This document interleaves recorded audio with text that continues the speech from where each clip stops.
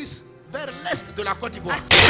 Le nord de la Côte d'Ivoire, confronté à une double attaque terroriste, les forces armées ont été prises pour cible près de la frontière avec le Burkina Faso, d'abord à Kafolo, puis dans la localité de Téini.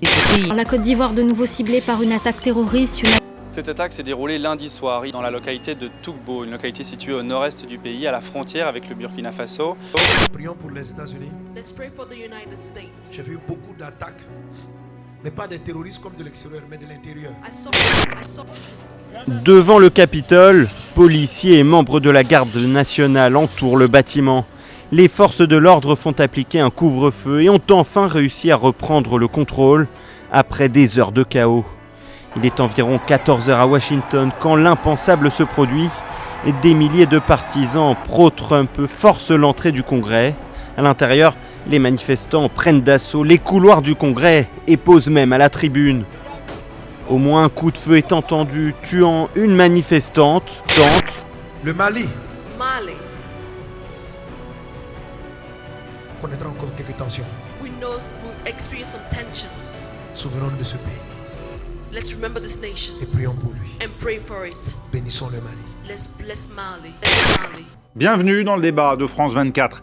Nouveau coup d'État ou simple reprise en main.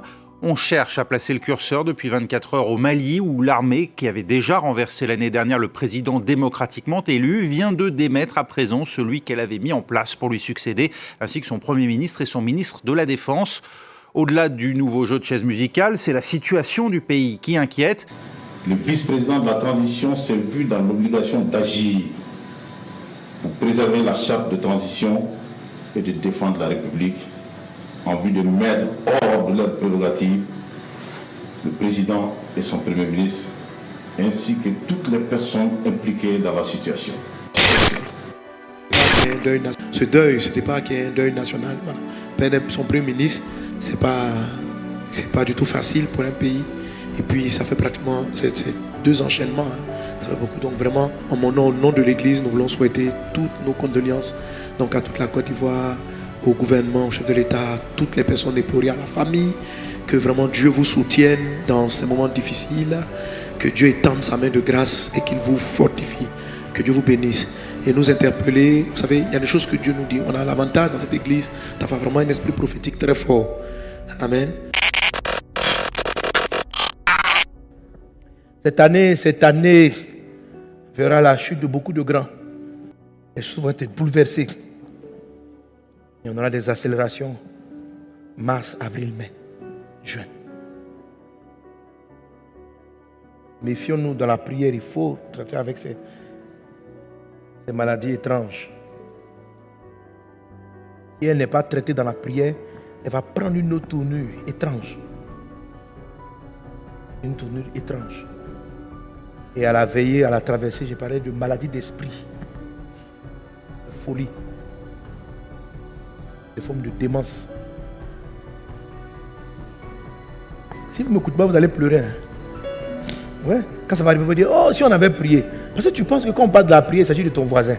Ce n'est pas ton voisin, tu dis, le pasteur va prier pour nous. Comment le pasteur va prier? Je prie pour les autorités ici en Côte d'Ivoire. Je prie pour les autorités.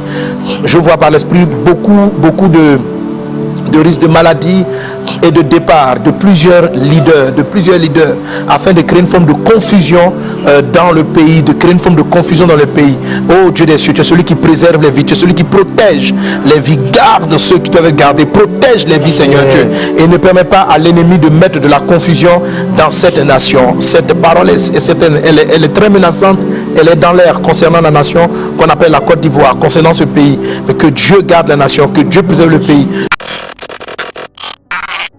Il y a mardi dernier, je crois 2 mardis, je ne sais plus, je nous avais demandé qu'on prie pour les autorités, leur santé. Alors je nous exhorte encore, peuple de Dieu, à véritablement prendre cet appel au sérieux et à prier pour tous les leaders, pour les personnes d'influence, pour ceux qui dirigent le pays, à vraiment prier. Ahmed Bakayoko était l'un des poids lourds de la politique ivoirienne. Avant d'être nommé Premier ministre en juillet 2020, il avait été ministre de l'Intérieur et ministre de la Défense. Au début du mois, il a été hospitalisé en France, puis il a été transféré d'urgence en Allemagne. Il est mort à l'âge de 56 ans d'un cancer. La grande faucheuse a eu raison de Charles Konan Banny, ex-premier ministre et illustre fils du pays, qui a consacré une grande partie de sa vie au service des institutions nationales et internationales. Il est décédé à l'âge de 78 ans, après son hospitalisation depuis quelques jours à Paris pour cause de Covid-19. La nouvelle est tombée comme un coup près pour la population ivoirienne qui garde à l'esprit la grandeur de l'homme. Un esprit prophétique est une responsabilité, c'est pas simplement un privilège. On dit ouais, parce que Sanogo avait prophétisé, il a déclaré. Non, je ne tire aucun plaisir à savoir si j'ai dit ou j'ai pas dit. Dire ce qui va arriver, c'est rien de. Ça montre que Dieu sait tout. Voilà. Ça montre que Dieu sait tout, c'est Dieu qui est grand. Par contre, Dieu va nous regarder, il va me dire, mais je vous ai dit que votre pays était en danger, parce que j'ai répété plusieurs fois la prophétie, et qu'il fallait prier pour les autorités. Voilà. Alors si par manque de nos prières, quelque chose arrive qui n'est pas la volonté de Dieu, Dieu va nous dire, mais vous là, vous avez fait quoi? Amen. Mais comme Dieu nous dit, il faut prendre cela à cœur. Donc prier pour le chef de l'État, prier pour le nouveau Premier ministre, prier pour le gouvernement, prier pour... Et l'Esprit nous a dit de prier pour les autorités spirituelles aussi. Donc priez pour moi, priez pour tous les pasteurs. Portez ça dans la prière. Amen. Donc dans le moment de prière, souvenez-vous de ce sujet. Alléluia. Je vois un gros scandale du côté Afrique du Sud. Je vois un gros scandale qui choque la nation, qui bouleverse le pays, qui change la donne et qui remet en cause beaucoup de certitudes. De la prison ferme pour un ancien chef de l'État. La décision est inédite en Afrique du Sud. Pour la Cour constitutionnelle, cela ne fait aucun doute.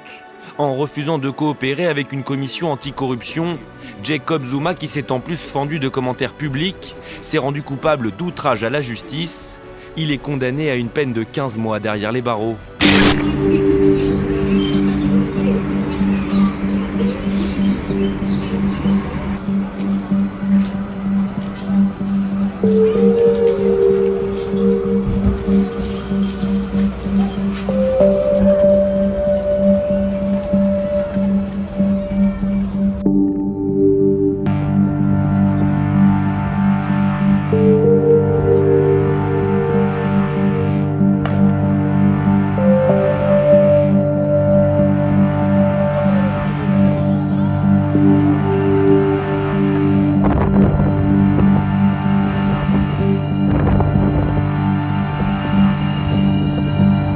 Property has been destroyed, cars have been stoned, people have been intimidated and threatened, and some have even been hurt. I even heard that some people may have died. Avec une profonde amertume que nous annonçons au peuple tchadien, le décès ce mardi 20 avril 2021 du maréchal du Tchad, Idriss Déby Itno, des suites de ses blessures au front. Je vois comme un grand baobab, un grand arbre du côté de l'Afrique centrale, et qui tombe, et qui tombe, et qui tombe. Il avait des fruits attachés, et comme ce gros arbre là, je le vois tomber. Et quand il tombe, ses racines renversent la terre, ses racines. Et je vois, il pousse du côté de l'Afrique centrale, du côté de l'Afrique centrale, du côté de l'Afrique centrale, un grand arbre sur lequel et sur les branches desquelles les oiseaux venaient s'asseoir. Il est terrassé et ses racines renversent des fondements, soulèvent la terre.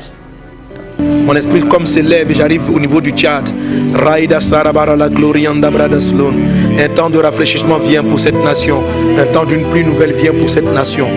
Et en très peu de temps, cette nation si désertique, si pauvre, va faire un retournement de situation.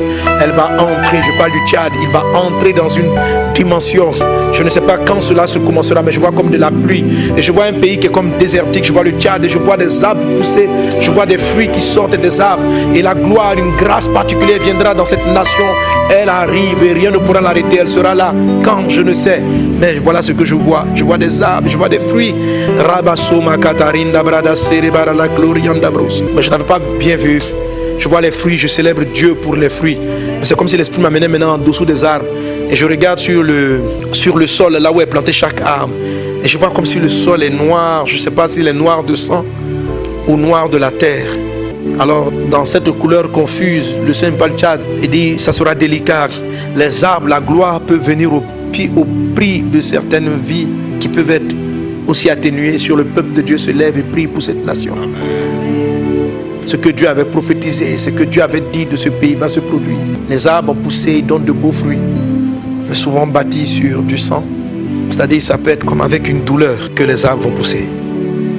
Au nom de Jésus. Amen. Je veux présenter vraiment toutes mes condoléances à la nation tchadienne, à nos frères, à nos sœurs, que Dieu vous fortifie dans ce moment. Réécoutez ces prophéties, qu'elles vous donnent du courage. Qu'elles vous donnent du courage. La fin, ce qui va sortir de cela ne sera pas fatal, ça sera favorable. Et nous devons regarder cela en face et prier Dieu pour que tous ensemble, nous mettons tous ensemble pour ce pays, amen, pour que cela soit favorable. Alléluia. La prophétie sur l'arbre qui est tombé, qui s'est divisé en deux, a été donnée le 21 avril 2020. 21 avril 2020, nous sommes le 20 avril 2020, soit un an, jour pour jour. Et la toute dernière, là où on parle des arbres qui poussent et où Dieu maintenant donne clairement un nom au pays concerné, c'est le Tchad, en disant. Et je ne sais pas, en fait j'ai réécouté avec vous, voilà. Je viens de réécouter avec toi en ce moment et je me rends compte en fait du lien des deux prophéties en fait. Vous voyez, dans la prophétie de l'arbre qui s'écroule en deux, il est dit, il va tomber, il y a d'autres plantes qui vont pousser. Et la prophétie de mars de cette année, mars 2021, elle parle des arbres qui ont poussé et c'est le Tchad qui donne de bons fruits. Donc une prophétie est là, Dieu vient de la donner. Alors que devons-nous faire? Dieu nous exhorte dans tout ce que nous avons entendu à prier pour le Tchad.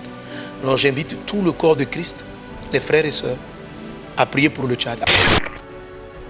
Un esprit prophétique est une responsabilité, c'est pas simplement un privilège. On dit ouais, wow, parce que Sanogo avait prophétisé, il a déclaré. Non, je ne tire aucun plaisir à savoir si j'ai dit ou j'ai pas dit.